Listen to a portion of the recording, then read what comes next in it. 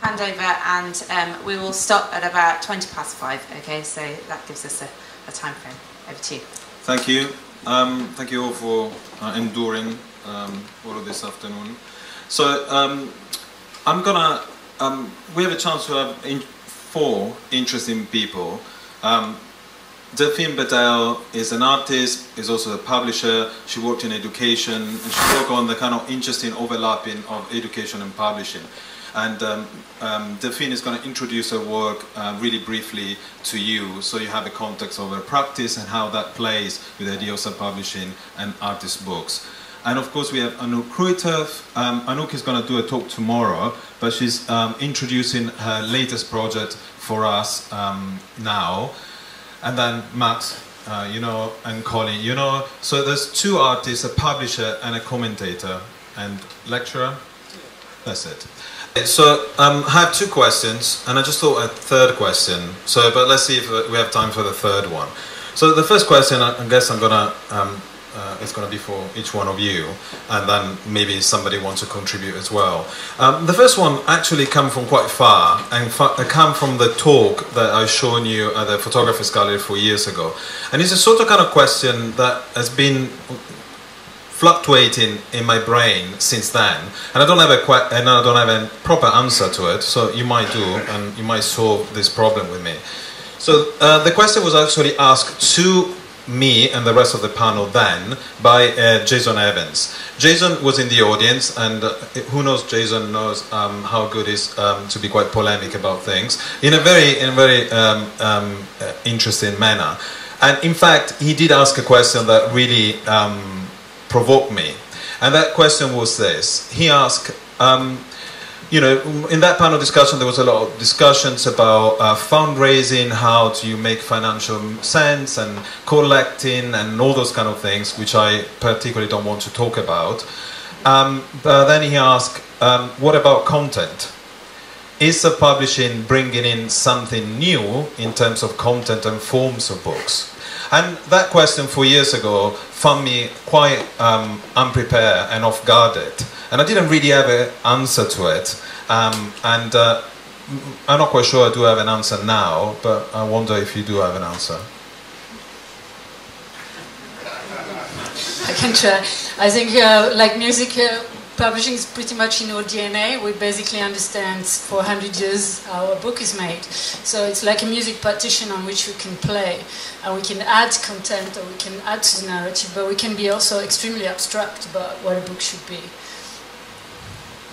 No, but I guess the question for him was, you know, a lot of time when one talks about self-publishing, talks about elements related to commerce, talks about elements mostly about, I don't know, cultural impact. I wonder if there's something about the fact that the artist decides to make the book himself or herself. Does that actually provoke something different in terms of the outcome in forms of a book? So the form and the content. Have that been... Is that clear? Yeah, I would love to answer. I think, I think it's a good question. And I also think maybe yes, because I think from all publishing houses which are there, from kind of the so-called independent publishing houses to the really, the massive leaders like Stylo, for example, they have a certain discourse, you know. They try, of course, to make their books with a discourse and certain ideas. This is their practice, I think, as publishing. So if you are an artist or a photographer and you work with certain publishers, you be part of that, let's say, family. And I think the ones, of course, who start to self-publish, and it's also really, I mean, yeah, historically you can look at music or all kind of forms, I think, which start to have this do-it-yourself underground level, makes that more borders got stretched. Maybe even a lot of artists question actually what happened in all these publishing houses. Therefore, can be liberated from that. So I think yes, it is really true that of course new books are existing which really go beyond what can happen in publishing houses, I think. and maybe I don't know if it's per se good or better content or something, but at least there is no frame or something, and there's a lot of space, so that makes contemplation, and I think that really makes also other forms and opinions, and maybe even more specific thoughts outside of this frame of all the publishing houses. So I think yes. Mm-hmm. What about Max? What do you think? Do you think? I mean, you. I was showing your very first book, I believe, and that was basically done in 50 copies. And then you did the Fourth War. That was really kind of with a proper distribution. I don't know how many copies you printed of that. 1,000. And then now you decided to go solo again. So do you think that doing it yourself has an impact in what the outcome of the book is? Well, I can't really speak from experience in terms of working together with a publisher, because I've never done so.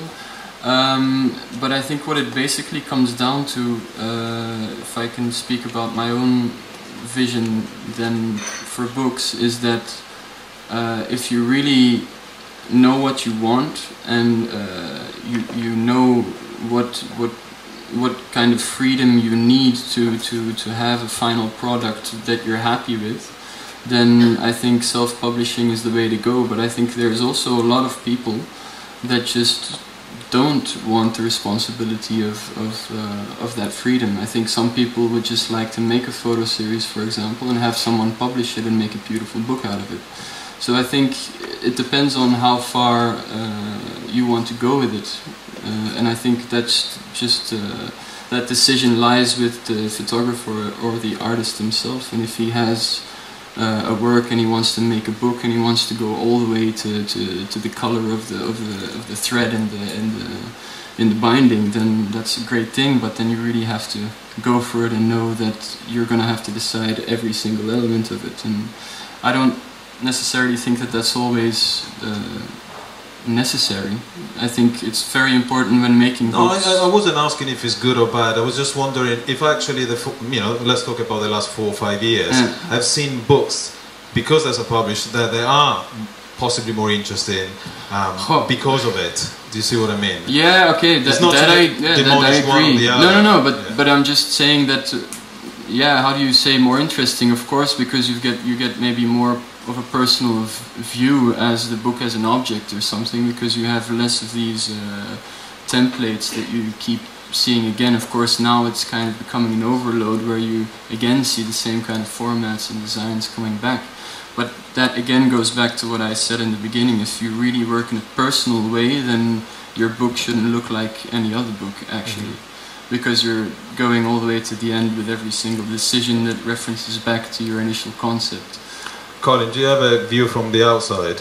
Yeah, I think there's lots of new content coming in, and there's lots of new ways of making books, and I think people are reinventing books. I mean, I think if you go upstairs and just look at as Pierre Liebert's Mackenwas, it kind of comes out. I know I'm really impressed by all this kind of stuff, but it's really beautifully designed. It's up for sale up there. It's got this rabbit on the cover, and it's got a hard cover, and then it's a newspaper, and it's just beautifully designed.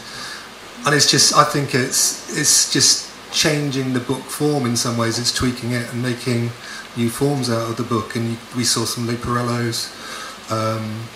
We've got gatefolds and French folds, and people are using that and incorporating that into the design, it kind of gives you more. It's quite interesting, because when you look at a book, very often you'll flick through a book, but as soon as you get something like that, you have to kind of address it, and it becomes much more of an object. What do you think? Because this is to do mostly with form. Yeah. Do you think, content-wise, is that if you think about the foundation of, for example, pamphlets and publishing in politics, religion, etc., etc., that was a mean for people to get out information that otherwise that would be censored. In fact, erotica is one of the first kind of big platform for self-published books. I wonder that, apart from the kind of French folding, the this and that, if actually content-wise that has prompted people to rethink about what is possible to publish or not. I think if you're talking about the sense of urgency, I think there is an element definitely of self-empowerment, but I mean, self-publishing is a form also of self-exploitation. There is hardly any economical model behind it. So that urgency can be political, social, gender, or S&M. And that drives you to make this publication. I often tease my students, tell me if your book is worth cutting a tree, and they look at me as like, and I say, well, it's also, what's the urgency between, or the necessity behind a project to go around censorship? In places it's better, you can publish, you can access to print. In other places it would be at the risk of your own life.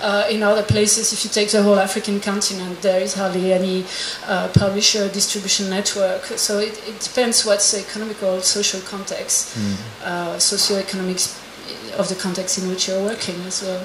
Will lead me to, I know that we don't have time, so I'm going to be really fast with this.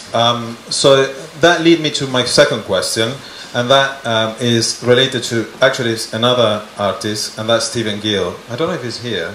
Is he? No, he's upstairs trying to sell. Probably successfully doing so. Everybody else is here, so he's the only one. So he gave an interview actually to coincide with a festival, which I thought was quite provocative in an interesting way. In that interview, I'm gonna paraphrase. I'm not quite sure. I'm not quoting, but it was asked about you being one of the first publishers. Not generally, but well known, that has made a kind of his practice around the bookmaking and being a publisher. And the question was like, how do you see what happened in the last 4 or 5 years? I'm not quite sure if that was exactly the question. Rudy might want to confirm. It was me. It was me. Hello. It was you. Oh, sorry. It was me. All right. It was yeah. you. I'm was trying that to remember. The question? I'm trying to remember. Well, it was about more or less. Yeah, it was. It was like, what do you think of how self-publishing has affected what's happening now? So, and Stephen basically said, I'm actually not in touch as much as I used to, but his feeling is that there are far too many books and not more or better books than there were before. The also publishing phenomenon bloomed. Which I thought, you made me think about it when you said, I asked my student, is it worth it to cut a tree? So many trees are gone because of this self-publishing boom. So I wonder, if that's the question, is it worth it? So are actually around better books because of it? Or they're just more books and less trees? I think John Cheever said that 95% of all TV is shit. And then he also said, well, 95% of everything is shit. And that's kind of the same with books, really. And that's the same with films, and that's the same with novels, and that's the same with restaurants, that's the same with food. But that mathematically will be quite good, because if 1 million and 5% of a million is more than 5% of 100. Yeah, exactly. Yeah. So maybe there's more books, and maybe there's more good books, but maybe there's more bad books as well. So it just depends on which side of bed you wake up, really, doesn't it? It's like sometimes it's a good thing. What side are you today? I'm on the good side. It's all great. You're here. You have to tell what you think.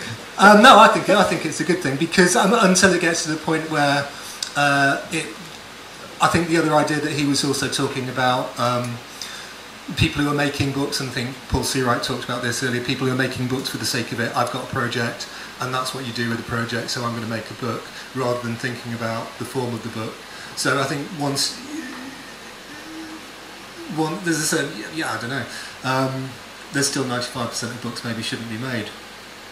I think so too. I mean, I sometimes teach, or I do talk on related to universities, and it feels almost that this whole bookmaking market is really a bit saturated. I think there's really, now it almost feels that if you see graduate students, that it's kind of almost a necessity, like, oh, I have this series, especially Photobook related, of photos, I'm going to make a book. And I think that is, to me, I see it very different. I find it a bit strange, actually. I don't think all these books necessarily have to have this life, or there need to be a few years of practice. And also, you know what is a problem? That people, indeed, someone else before in this afternoon asked that. It was a really good question, which he couldn't really answer. Like, why does this book has to be there? And I think there's a lot of people who really don't think about that, and I find it a good question you asked actually. But I think we're even one step further, because we're in time of, you know, drone photography, Instagram. Everyone is a publisher, everyone is a photographer. But the more we go into that digitalization, the more we go into the corporate, the more we come other kind of question of authorship, appropriation, copyright. So artists are trying to resist or respond to that oligopoly of three companies. You have artists, very interesting project like Alessandro Ludovico, who with Amazon Noir they created a robot to hack books from Amazon, and after 3,000 books Amazon finally realized they were doing this, so they were sued and etc. etc. So I think we also try to find a way to respond to this whole economy of what's the place of the artist into this. I think that at the same time, as I think Anouk also said, that, you know, to make a good photo book, you have to make photo books, and so it's all part of a process. So at the same time, it's a good thing. And yeah, I mean, it feels to me that it's like running the marathon. More people are running the marathon than before, right? So, and people do it for different reasons. There are people that run to win, and there's people to run just because they want to run it. And I don't think the reason to run it just because you want to run it is less important than win it. So maybe there's something about the exercise of doing and participating that is equally as important than making the best photo book. I don't know. Yeah, what first comes to mind with me immediately is why, I mean, the question can go back just to photography itself. Why do you take a picture of something? I mean, I don't see why it has to be exclusive all of a sudden. It's an issue that there are too many bad photo books, because it's very often the case that photographers don't even know why they're making a certain picture. So if you go back to that essence, then you can say, okay, the only reason why you should make a book or make a picture is when you know why you're doing it. Yeah. Well, is it you're in a process where you have photographers without camera using appropriation, Google image, and you can make a book as a totally automated process with print on demand, or print your photo from Facebook, or you can be totally remote even from the experience of producing the book. I think we're just at the beginning of seeing what this is actually going to produce. But that's... yeah. And also on the moment, like, I think especially what you say, so many... the point of it could be a digital presentation, or why the printed book. I think that's also maybe now really comes back, because I think internet is also a really good platform for so many kind of books which were out there, were maybe even better if they would use the digital facilities in an interesting way, you know. But I think now we are a bit on that shift. You will probably see that as well, and less printing maybe. They sort of kind of work in different manner, though, don't they? One, the digital, you know, the same message can be done digitally or analogically, and they sort of kind of communicate different things, and they interact with people in a different manner, possibly. That leads me to the very last question, and then I'm going to open to the panel. And the last question is actually from the third person involved, the person is not here, which is Simon Bainbridge, who is still with us, but just in London. And he wrote a piece for the Photobook review, which I'm doing a plug for this. I edited the Photobook review for Aperture, and I have a few copies if you're interested. And he wrote this piece about digital. So digital printing, and I'm not digital printing, digital edition. Basically, I'm going to try to condense what he said and read about something like this. One of the reasons why digital edition haven't been developed as much as we expect it to be, partly is to do with economics, which I'm not going to go into it, but basically it's really expensive and there's not really an economic reward. I'm talking about digital books. We don't even have a name for it, but so they're digital books. The other reason is because we are very conservative. So actually, the old market, you know, upstairs is based around something that is in edition, designed. You know, you pay 40, 50, 100, 150 pounds for it, and actually with the digital edition, that isn't there. So he's basically saying the language has never been developed, partly because of the economics, partly because we're very, very conservative, and there is a kind of economic aspect to publishing that prompt that decision, to publisher as well as to artist. I wonder what you think about that.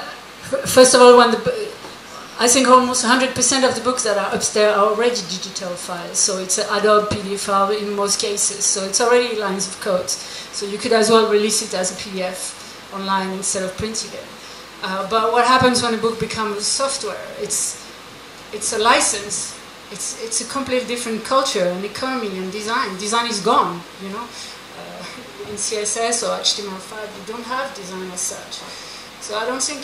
So, but why people are not doing it? Because you know, a book PDF online is basically, even with some video and some music, is a sort of kind of glorified PDF. Yeah, it's a PDF with a bit of music and video. That's what it is. But nobody has really tried to develop, or not successfully, a language around it. So the question is why. So his view, I'm sure you should read it because it's not as simple as I put it. But sort of that was the idea. I think the example that he gave, it was really expensive to make, and it was really expensive to make. So economically, it was more expensive than. So you think economics? I think that's one thing, yeah, and then I think probably digital photo book. I think it's a problem with the title as well. There isn't even a word for it, so. It's coming. It will come, but the people have been threatening for a long time. Yeah. Is it? But how far is it? It might not be from this particular photo book culture. It might be from a different culture, and it might have a different name. I mean, this is It won't be a photo book. It's a screen you're looking at. It's not a book, and I think that's where it starts. I mean, you're gonna stop calling it a photo book because it's on a screen. Yes. Interactive photographic work, for example. I mean, I would love to make that, but I also research, and it's super expensive. Yeah, we had this conversation many times. Yeah, that's. I mean, I think that's a bit the reason, or if you want to do really interesting interactive work, which involves photography, you need to have some. So it's nothing to do with upstairs. No, I don't think so. It's something else. The two practices will collaborate. I mean, if you want to do an app, sure, it's expensive, but you have different form of e-publishing. You can do a PDF, you can do an app, you can do an e-book, an EPUB, or whatever. A zillion of formats already existing and accessible. So the economics is not the only reason. I think it's a cultural shift, and I think it's the oligopoly. You put your hands into Apple, Google, or Amazon the moment you start that might be one of the reasons, and they own the hardware, they own the software, they own the pipeline, and we have to deal with these questions. They define the distribution model, the percentage we can get, the price we should pay. I mean, it's an enormous constraint there. And so of course you want to have your garage bands, as you say, you want to publish in your garage. And there was a beautiful idea from Benjamin that is hardly ever used, which is the haptic versus the optic. He talks about the visuality we were in and the haptic was a sense of tactility, but it's reciprocal. You talk about cinema, so you touch the screen and you are touched in return. And I think maybe why we love the book so much is like we look at it and we are touched back. So there is an experience, an emotion that will not be accessible online. I think we should conclude with this. And open up to the panel. So, any question related to this, to the previous talks?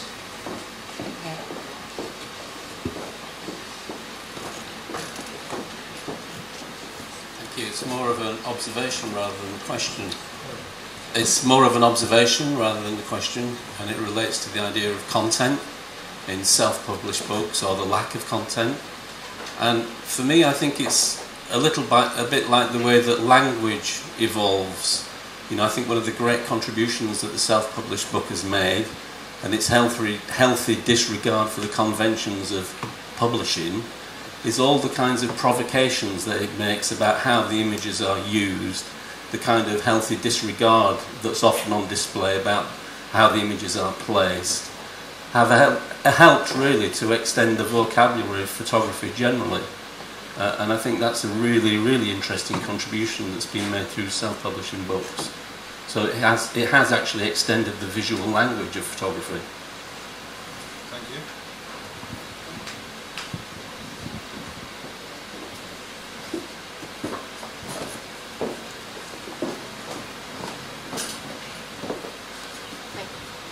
Yeah, thank you for that very interesting panel so far.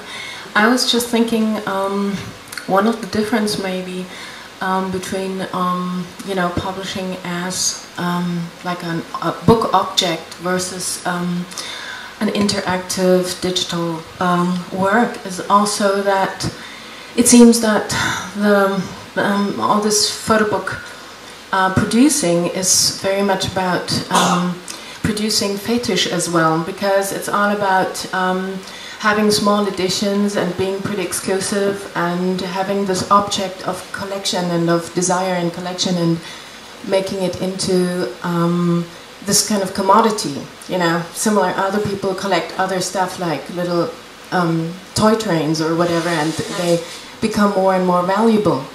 And I guess that in the digital world, in the net, this wouldn't be the case, and also not possible.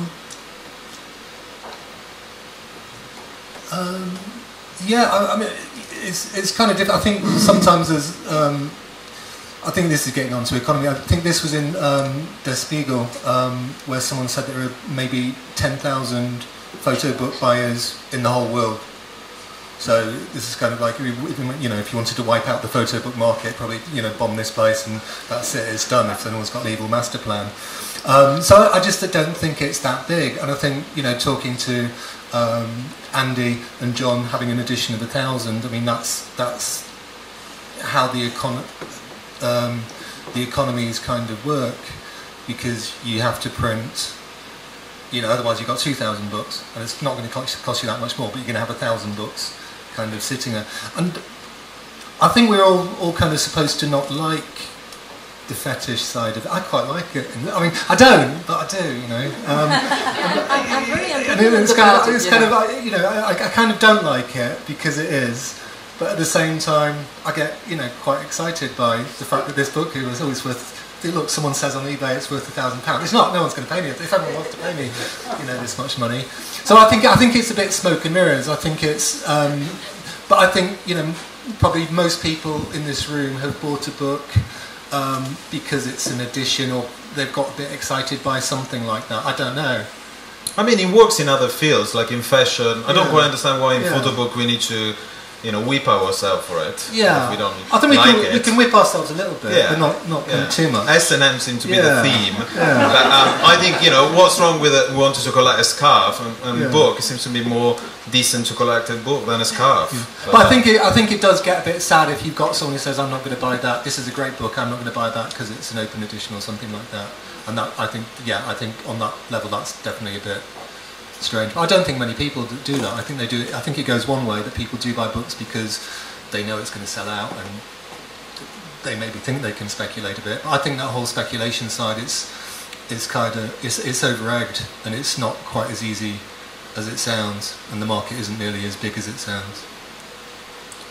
Or it's a very long game. Got time for Ask Rudy. one more question. More question? One more question, maybe one more quick question here. Oh, they're all coming in now. Okay, we'll take two more, and then we're going to have to stop. So again, this is more of a comment than a question.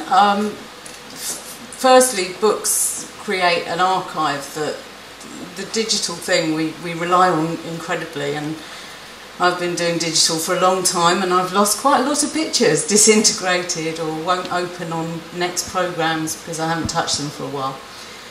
And the other thing about photo books is it gives you the opportunity it gives both the producer and the viewer an opportunity to really engage with the subject. So, you know, your India book is creating a valuable archive of a piece of cultural time, history, etc. And that probably won't exist on the web, and if it does, it will get lost in the web, and you don't get to see the whole thing on the web, you just get to see a bit. And so with the book, everybody gets to actually involve themselves properly, and I think that's hugely valuable. I mean, your comment is interesting. I think Simon Baker has left, but Simon at Tate, there's an endless discussion about how to record and document contemporary digital culture in form of pictures, and nobody seems to have come up with a good answer to it. So it's a real struggle, I think, that a lot of people, especially historians and art historians, will have to cope with. Well, I'm self-phobic, but now everything, why it's really valuable to me. I print. You what? I print. You print? I print because that's good for reliable, you, a reliable thing. I give you this other comment. There was a talk at the Photographers Gallery. Adrian Rifkin was there, and he was talking about the best pictures, the pictures that have never been taken, and he was showing all this thing. So there might be a value in actually forgetting and not seeing the pictures, just remembering them, just to make you feel better about what you lost. There's a stream, so maybe you just don't need to save them anymore and just see as a certain, a future stream of new images every day. So I don't think it's really a problem to lose some bytes here and there. I don't worry about it. Just one evil question, but really evil question. And was your question evil? There was one person. Was your question an evil question? I feel like David Dimbleby now. It's probably a comment. It's pressure. Okay. Last one.